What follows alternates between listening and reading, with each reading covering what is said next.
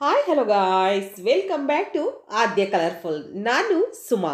Friends, ಇವತ್ತಿನ ವಿಡಿಯೋದಲ್ಲಿ ತುಂಬಾ ಈಸಿಯಾಗಿ ಟೇಸ್ಟಿಯಾಗಿ ಮಾಡುವಂಥ ಒಂದು ಸ್ನ್ಯಾಕ್ಸ್ ರೆಸಿಪಿಯನ್ನು ನಿಮ್ಮ ಜೊತೆ ಶೇರ್ ಮಾಡ್ಕೊಳ್ತಾ ಇದ್ದೀನಿ. ಈ ಒಂದು ಸ್ನ್ಯಾಕ್ಸ್ನ ತಯಾರಿಸೋದಕ್ಕೆ 1 ಕಪ್ ಮಂಡಕ್ಕಿಯಿಂದ 5 ನಿಮಿಷದಲ್ಲಿ ರುಚಿಯಾದ ಒಂದು ಸ್ನ್ಯಾಕ್ಸ್ನ ತಯಾರಿಸಿ ತಿಂದರೆ ಎಷ್ಟು ತಿಂದ್ವಿ ಅನ್ನೋದೇ ಗೊತ್ತಾಗಲ್ಲ ಫ್ರೆಂಡ್ಸ್. ಅಷ್ಟು ಟೇಸ್ಟಿಯಾಗಿ ಆಗುತ್ತೆ ಈ ಒಂದು ಸ್ನ್ಯಾಕ್ಸು. ಸೊ ಎಲ್ಲರಿಗೂ ಕೂಡ ಮಂಡಕ್ಕಿ ಅಂದರೆ ಏನು ಅಂತ ಗೊತ್ತು. ಖಂಡಿತ ನಾವು ಪುರಿ ಅಂತೀವಿ ಈ ಕಡೆ. ಸೊ ಈ ಒಂದು ರೆಸಿಪಿಯನ್ನು ತಯಾರಿಸೋದಕ್ಕೆ 2 ಕಪ್ ಆಗೋಷ್ಟು ಮಂಡಕ್ಕಿಯನ್ನು ನಾನು ತಗೊಳ್ತಾ ಇದ್ದೀನಿ. ಒಂದು ಬೌಲಿಗೆ ಹಾಕ್ಕೊಳ್ಳೋಣ. ನೋಡ್ಬೋದು ನೀವು. ಸೊ 1 ಕಪ್ಪಿನ ಅಳತೆಯಲ್ಲಿ ತಗೊಳ್ಳಿ ಫ್ರೆಂಡ್ಸ್. ಎಲ್ಲದನ್ನು ಕೂಡ ಅದೇ ಮೆಜರ್ಮೆಂಟಲ್ಲಿ ಎಲ್ಲ ಇಂಗ್ರೀಡಿಯೆಂಟ್ಸ್ನು ಕೂಡ ತಗೊಳ್ಳಿ. ಪರ್ಫೆಕ್ಟಾಗಿ ಬರುತ್ತೆ ರೆಸಿಪಿ. ಓಕೆ, ಸೊ 2 ಕಪ್ ಆಗುವಷ್ಟು ಇದೇ ಕಪ್ಪಿನ ಅಳತೆಯಲ್ಲಿ ಎಲ್ಲದನ್ನು ಕೂಡ ತಗೊಳ್ಳೋಣ. 2 ಕಪ್ಪು ಮಂಡಕ್ಕಿಯನ್ನು ಹಾಕ್ಕೊಂಡಿದ್ದೀನಿ. ಸೊ ಅದೇ ಕಪ್ಪಿನ ಅಳತೆಯಲ್ಲಿ ಅರ್ಧ ಕಪ್ ಆಗುವಷ್ಟು ಮೊಸರು ಸೇರಿಸ್ಕೊಳ್ತಾ ಇದ್ದೀನಿ. ನೋಡಿ, ಮಾಮೂಲಿಯಾಗಿರುವಂತಹ ಒಂದು ಮೊಸರು, ಗಟ್ಟಿ ಮೊಸರಲ್ಲ. ಅರ್ಧ ಕಪ್ ಆಗುವಷ್ಟು ಮೊಸರು, ಅದೇ ಕಪ್ಪಿನ ಅಳತೆಯಲ್ಲಿ ಒಂದು ಅರ್ಧ ಕಪ್ ಆಗುವಷ್ಟು ನೀರನ್ನು ಹಾಕ್ಕೊಳ್ಳೋಣ. ನೋಡಿ, ನೀರು ಹಾಕ್ಕೊಳ್ತಾ ಇದ್ದೀನಿ. ಒಂದು ಅರ್ಧ ಕಪ್ ನೀರನ್ನು ಹಾಕ್ಕೊಂಡು ಚೆನ್ನಾಗಿ ಇದನ್ನು ಮಿಕ್ಸ್ ಮಾಡ್ಕೋಬೇಕಾಗುತ್ತೆ. ಫ್ರೆಂಡ್ಸ್, ನೀವೆಲ್ಲರೂ ಫಸ್ಟ್ ಟೈಮ್ ನನ್ನ ಚಾನಲ್ಗೆ ವಿಸಿಟ್ ಮಾಡಿದರೆ ಪ್ಲೀಸ್ ನನ್ನ ಚಾನಲ್ನ ಸಬ್ಸ್ಕ್ರೈಬ್ ಮಾಡ್ಕೊಳ್ಳಿ, ಹಾಗೆ ಲೈಕ್ ಮಾಡಿ ಮತ್ತು ಹೆಚ್ಚು ಶೇರ್ ಮಾಡಿ ಫ್ರೆಂಡ್ಸ್. ಈಗ ಚೆನ್ನಾಗಿ ಇದನ್ನು ಮಿಕ್ಸ್ ಮಾಡಿಕೊಂಡು ತಗೊಳ್ತಾ ಇದ್ದೀನಿ. ಈ ರೀತಿಯಾಗಿ ಮಿಕ್ಸ್ ಮಾಡ್ಕೋಬೇಕಾಗುತ್ತೆ. ಸೊ ಮಿಕ್ಸ್ ಮಾಡಿ ಇದನ್ನು ಸ್ವಲ್ಪ ನೆನೆಯೋದಕ್ಕೆ ಬಿಡಬೇಕಾಗುತ್ತೆ. ಟೈಮ್ ಇದ್ದರೆ ಒಂದು 5 ನಿಮಿಷ ಇಡಿ, ಇಲ್ಲ ಅನ್ನೋದಾದರೆ 2 ನಿಮಿಷ ಸಾಕಾಗುತ್ತೆ. ಜಾಸ್ತಿ ಏನು ಬೇಕಾಗೋದಿಲ್ಲ. ಒಂದು 2 ನಿಮಿಷ ಇದನ್ನು ನೆನೆಯೋದಕ್ಕೆ ಬಿಡಬೇಕಾಗುತ್ತೆ. ಸೊ ಪುರಿ ಬೇಗನೆ ನೆಂದೋಗುತ್ತೆ, ಜಾಸ್ತಿ ಏನು ಟೈಮ್ ತಗೊಳ್ಳೋದಿಲ್ಲ. ಒಂದು 5 ನಿಮಿಷ ಟೈಮ್ ಇದೆ ಅಂದರೆ ಒಂದು 5 ನಿಮಿಷ ಇಡಿ. ಓಕೆ, ಸೊ ಈ ಒಂದು ಪ್ಲೇಟನ್ನು ಮುಚ್ಚಿ ಇಡ್ತಾ ಇದ್ದೀನಿ.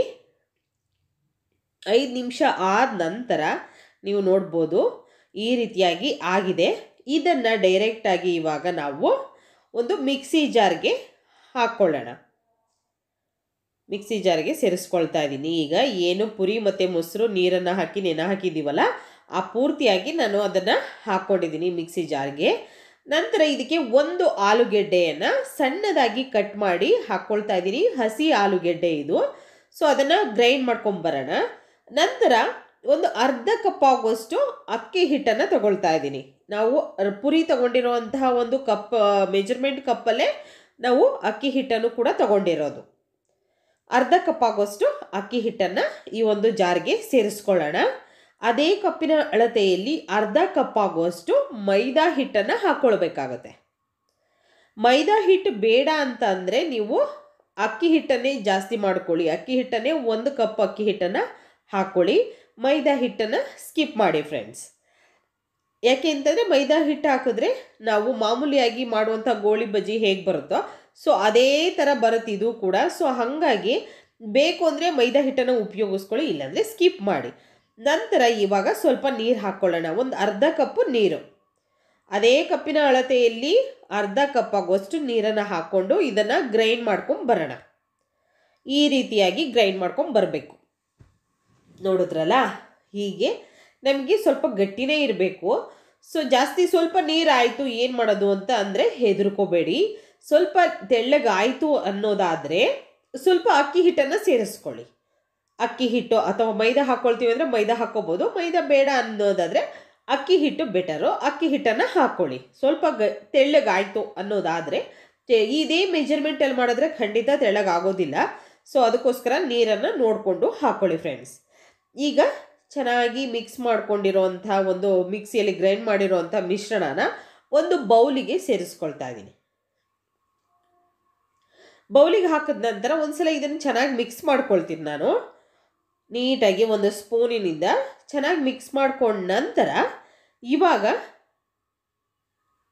ಇದಕ್ಕೆ ಸಣ್ಣದಾಗಿ ಕಟ್ ಮಾಡಿರುವಂತಹ ಹಸಿರು ಮೆಣಸಿನ್ಕಾಯಿನ ಆ್ಯಡ್ ಮಾಡ್ಕೊಳ್ತೀನಿ. ಸೊ ಒಂದೊಂದನ್ನೇ ನಾವು ಇವಾಗ ಹಾಕ್ಕೊಳ್ಳೋಣ. ಈಗ ನಾನು ಸಣ್ಣದಾಗಿ ಕಟ್ ಮಾಡಿರೋಂಥ ಹಸಿರು ಮೆಣಸಿನ್ಕಾಯಿನ ಹಾಕ್ಕೊಳ್ತಾ ಇದ್ದೀನಿ. ಹಾಗೆ ಕರಿಬೇವನ್ನು ಕೂಡ ಸಣ್ಣದಾಗಿ ಕಟ್ ಮಾಡಿ ಸೇರಿಸ್ಕೊಳ್ತಾ ಇದ್ದೀನಿ. ಜಾಸ್ತಿ ಬೇಕು ಅಂದರೆ ಜಾಸ್ತಿ ಹಾಕ್ಕೊಳ್ಳಿ. ನಾನು ಒಂದು ಹಸಿರು ಮೆಣಸಿನ್ಕಾಯಿ ಅಷ್ಟೇ ಉಪಯೋಗಿಸಿರೋದು. 1 ಸ್ಪೂನ್ ಆಗುವಷ್ಟು ಜೀರಿಗೆಯನ್ನು ಹಾಕ್ಕೊಳ್ತಾ ಇದ್ದೀನಿ. ಹಾಗೆ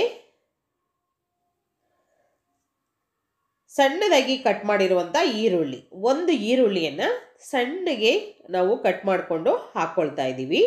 ಸೊ ತುಂಬ ಚೆನ್ನಾಗಿರುತ್ತೆ. ಬೇಕು ಅಂದರೆ ಇದಕ್ಕೆ ನೀವು ಕಾಯಿಯನ್ನು ಕೂಡ ಕಟ್ ಮಾಡಿ ಹಾಕ್ಕೊಳ್ಬೋದು, ಕಾಯಿ ಪೀಸನ್ನು ಸಣ್ಣಗೆ ಹೆಚ್ಚಿಬಿಟ್ಟು ಹಾಕ್ಕೊಳ್ಬೋದು. ರುಚಿಗೆ ತಕ್ಕಷ್ಟು ಉಪ್ಪು, ಒಂದೇ ಒಂದು ಸ್ವಲ್ಪ ಸೋಡಾವನ್ನು ಸೇರಿಸ್ಕೊಳ್ತಾ ಇದ್ದೀನಿ, ಬೇಕಿಂಗ್ ಸೋಡಾ. ಒಂದೇ ಒಂದು ಚಿಟಿಕೆ ಆಗುವಷ್ಟು ಸೋಡಾ ಹಾಕ್ಕೊಂಡಿದ್ದೀನಿ. ಬೇಕು ಅಂದರೆ ಹಾಕ್ಕೊಳ್ಳಿ, ಇಲ್ಲ ಅಂದರೆ ಸ್ಕಿಪ್ ಮಾಡಿ, ಏನು ತೊಂದರೆ ಇಲ್ಲ. ಪರ್ಫೆಕ್ಟಾಗಿ ಬೋಂಡ ಅಂತೂ ಬಂದೇ ಬರುತ್ತೆ. ನಂತರ ಕೊತ್ತಂಬರಿ ಸೊಪ್ಪು ಸ್ವಲ್ಪ ಸಣ್ಣದಾಗಿ ಕಟ್ ಮಾಡಿ ಕೊತ್ತಂಬರಿ ಸೊಪ್ಪನ್ನು ಹಾಕ್ಕೊಂಡಿದ್ದೀನಿ. ಈಗ ಚೆನ್ನಾಗಿ ಮಿಕ್ಸ್ ಮಾಡ್ಕೊಳ್ಳೋಣ. ಈ ರೀತಿಯಾಗಿ ನಾವು ಮಿಕ್ಸ್ ಮಾಡಿಕೊಂಡು ತಗೊಳ್ಬೇಕಾಗತ್ತೆ. ಸೊ ನೋಡ್ಬೋದು, ಈ ರೀತಿಯಾಗಿ ಹಿಟ್ಟು ನೋಡಿ ಇದೇ ರೀತಿ ಇರಬೇಕು. ತೀರಾ ಗಟ್ಟಿ ಮಾಡ್ಕೋಬಾರ್ದು. ಗಟ್ಟಿ ಮಾಡಿಕೊಂಡ್ರೆ ನಮಗೆ ಸಾಫ್ಟಾಗಿ ಬರೋದಿಲ್ಲ ಒಂದು ಸ್ನ್ಯಾಕ್ಸು. ಅದಕ್ಕೋಸ್ಕರ ಇದೇ ರೀತಿ ಇರಬೇಕು ಫ್ರೆಂಡ್ಸ್. ಇದು ಕರೆಕ್ಟಾಗಿದೆ. ತೀರಾ ಗಟ್ಟಿ ಮಾಡಿಕೊಂಡ್ರೆ ನಿಮಗೆ ಚೆನ್ನಾಗಿ ಬರೋದಿಲ್ಲ, ಗಟ್ಟಿ ಗಟ್ಟಿ ಆಗಿಬಿಡುತ್ತೆ. ಸೊ ಅದಕ್ಕೋಸ್ಕರ ಎಣ್ಣೆ ನೋಡಿ ಕಾಯೋದಕ್ಕೆ ಇಟ್ಟಿದೆ, ಕಾದಿದೆ ಎಣ್ಣೆ. ಇವಾಗ ಒಂದೊಂದಾಗಿ ಚಿಕ್ಕದಾಗಿ ನಾನು ಪಕೋಡಗಳನ್ನು ಹಾಕ್ಕೊಳ್ತಾ ಇದ್ದೀನಿ ಈ ರೀತಿಯಾಗಿ. ಸೊ ತುಂಬ ಟೇಸ್ಟಿಯಾಗಿ ಆಗುತ್ತೆ ಈ ಒಂದು ರೆಸಿಪಿ ಅಂತೂ. ಸ್ವಲ್ಪ ದೂರನೇ ಹಾಕ್ಕೊಳ್ಳಿ, ಹತ್ತತ್ರ ಹಾಕ್ಕೊಳಕ್ಕೆ ಹೋಗ್ಬೇಡಿ. ಸ್ವಲ್ಪ ದೂರ ಇದ್ದರೆ ಚೆನ್ನಾಗಿರುತ್ತೆ, ಬೇಯೋದಕ್ಕೂ ಕೂಡ ಸ್ವಲ್ಪ ಸ್ಪೇಸನ್ನು ಕೊಡೋದಕ್ಕೆ ನಮಗೂ ಕೂಡ ಸರಿ ಆಗುತ್ತೆ. ಅದಕ್ಕೋಸ್ಕರ ಸ್ವಲ್ಪ ದೂರ ಹಾಕ್ಕೊಳ್ತಾ ಇದ್ದೀನಿ. ಸೊ ನನ್ನ ಒಂದು ಯೂಟ್ಯೂಬ್ ಚಾನಲಲ್ಲಿ ತುಂಬಾ ಸ್ನ್ಯಾಕ್ಸ್ ರೆಸಿಪಿಗಳು ಮತ್ತು ಬ್ರೇಕ್ಫಾಸ್ಟ್ ರೆಸಿಪಿಗಳನ್ನು ನಾನು ಶೇರ್ ಮಾಡಿದ್ದೀನಿ. ಸೊ ನೀವು ಯಾರಾದರೂ ನೋಡಿಲ್ಲ ಅಂದರೆ ಖಂಡಿತವಾಗ್ಲೂ ಚಾನಲಲ್ಲಿ ಚೆಕ್ ಮಾಡಿ ಫ್ರೆಂಡ್ಸ್. ನಿಮಗೆ ಬೇಕಾಗುವಂತಹ ಸ್ನ್ಯಾಕ್ಸು, ಸ್ವೀಟ್ಸು ಮತ್ತು ಬ್ರೇಕ್ಫಾಸ್ಟ್ ರೆಸಿಪಿಗಳು ಸಿಕ್ಕಾಬಟ್ಟೆ ಸಿಗ್ತವೆ. ಸೊ ನಿಮ್ಗೆ ಯಾವ್ದಾದ್ರು ಹೊಸ ರೆಸಿಪಿಗಳು ನಿಮಗೆ ಗೊತ್ತಿದ್ದರೆ ಖಂಡಿತ ತಿಳಿಸಿ. ನಾನು ಕಮೆಂಟ್ ಸೆಕ್ಷನಲ್ಲಿ ತಿಳಿಸಿದ್ರೆ ನಾನು ಖಂಡಿತವಾಗ್ಲೂ ವಿಡಿಯೋದಲ್ಲಿ ಶೇರ್ ಮಾಡ್ತೀನಿ. ಓಕೆ, ಈಗ ನೋಡ್ಬೋದು ನೀವು ಆಗಿದೆ ಒಂದು ಸೈಡು. ಸೊ ಈಗ ಎಣ್ಣೆಯಲ್ಲಿರುವಂಥ ಬಬಲ್ಸ್ ಎಲ್ಲ ಕಮ್ಮಿ ಆಗ್ತಾ ಬರ್ತಾ ಇದೆ ಅಲ್ವಾ, ಆವಾಗ ಆಗಿದೆ, ಒಂದು ಸೈಡ್ ಚೆನ್ನಾಗಿ ಬೆಂದಿದೆ ಅಂತ. ಸೊ ಈಗ ಟರ್ನ್ ಮಾಡಿಕೊಂಡು ಎರಡೂ ಸೈಡ್ ಕೂಡ ನಾವು ಸ್ವಲ್ಪ ಗೋಲ್ಡನ್ ಕಲರ್ ಬರಬೇಕು, ಅಲ್ಲಿವರೆಗೂ ಇದನ್ನು ಫ್ರೈ ಮಾಡ್ಕೋಬೇಕು. ಸ್ವಲ್ಪ ಗೋಲ್ಡನ್ ಕಲರ್ ಅಂದರೆ ತೀರಾ ಬೋಂಡ, ನಾವು ಈರುಳ್ಳಿ ಬೋಂಡ ಮಾಡಬೇಕಾದ್ರೆ ಹೇಗೆ ಕಲರ್ ಚೇಂಜ್ ಆಗುತ್ತಲ್ಲ ಆ ರೀತಿ ಅಂತೂ ಇದು ಚೇಂಜ್ ಆಗೋದಿಲ್ಲ. ಇದೇ ರೀತಿ ಬರೋದು. ಸ್ವಲ್ಪ ನಮಗೆ ನೋಡ್ಬೋದು ನೀವು, ಈಗ ಗೋಲ್ಡ್ ಕಲರ್ ಕಾಣ್ತಾ ಇದೆಯಲ್ಲ, ಈ ರೀತಿಯಾಗಿ ಇದೆ, ಪರ್ಫೆಕ್ಟಾಗಿ ಆಗಿದೆ ಅಂತ ಹೇಳಿ. ಅದಕ್ಕೋಸ್ಕರ ಈಗ ಆಗಿರೋ ಅಂಥದ್ದನ್ನು ಒಂದು ಟಿಶ್ಯೂ ಮೇಲೆ ತೆಗೆದಿಟ್ಕೊಳ್ಳೋಣ. ಸೊ ಇದೇ ರೀತಿಯಾಗಿರುವಂತಹ ಹೊಸ ರೆಸಿಪಿಗಳನ್ನು ನಿಮ್ಮ ಜೊತೆ ಶೇರ್ ಮಾಡ್ಕೊಳ್ತೀನಿ. ಹಾಗೆ ಇವತ್ತಿನ ಈ ಒಂದು ರೆಸಿಪಿ ನಿಮಗೆ ಇಷ್ಟ ಆಗಿದೆ ಅಂತ ನಾನು ಭಾವಿಸ್ತೀನಿ ಫ್ರೆಂಡ್ಸ್. ಇಷ್ಟ ಆಗಿದ್ರೆ ಚಾನಲ್ನ ಸಬ್ಸ್ಕ್ರೈಬ್ ಮಾಡ್ಕೊಳ್ಳಿ, ಲೈಕ್ ಮಾಡಿ ಮತ್ತು ಹೆಚ್ಚೆಚ್ಚು ಶೇರ್ ಮಾಡಿ. ಈಗ ಆಗಿರೋದನ್ನೆಲ್ಲ ಒಂದು ಟಿಶ್ಯೂ ಮೇಲೆ ಹಾಕಿದ್ದೀನಿ. ಮತ್ತು ಇನ್ನೊಂದು ಬ್ಯಾಚು ನಾನು ಈ ಎಣ್ಣೆಯಲ್ಲಿ ಬೋಂಡವನ್ನು ಹಾಕಿ ನಾನು ಬೇಯಿಸ್ಕೊಳ್ತೀನಿ. ಈ ಒಂದು ಮಂಡಕ್ಕಿಯ ಒಂದು ಸ್ನ್ಯಾಕ್ಸನ್ನು ಖಂಡಿತ ನೀವು ಕೂಡ ಮನೆಯಲ್ಲಿ ತಯಾರಿಸಿ ಹೇಗೆ ಬಂತು ಅಂತ ತಪ್ಪದೆ ಕಾಮೆಂಟ್ ಸೆಕ್ಷನಲ್ಲಿ ತಿಳಿಸಿ. ಹಾಗೆ ಇವತ್ತಿನ ವಿಡಿಯೋನ ಇಲ್ಲಿಗೆ ಮುಗಿಸ್ತಾ ಇದ್ದೀನಿ. ಮತ್ತೆ ಇನ್ನೊಂದು ಹೊಸ ವಿಡಿಯೋ ಜೊತೆ ಬರ್ತೀನಿ ಫ್ರೆಂಡ್ಸ್. ಅಲ್ಲಿವರೆಗೂ take care, bye, see you.